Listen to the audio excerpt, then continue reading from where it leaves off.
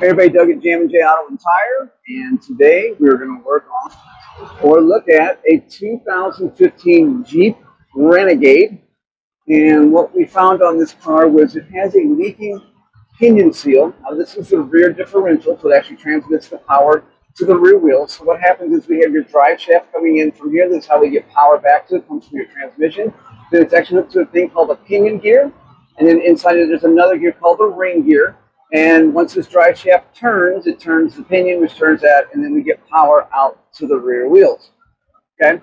Typically, the way that we would replace a pinion seal is we'd pull the drive shaft out and just replace the seal right here, and off we would go. However, on this car, the 2015 Jeep Renegade, there is no procedure. The procedure includes dropping out this whole differential assembly and just replacing the whole thing. It's about a $5,000 job. Obviously, our customer's not happy about that.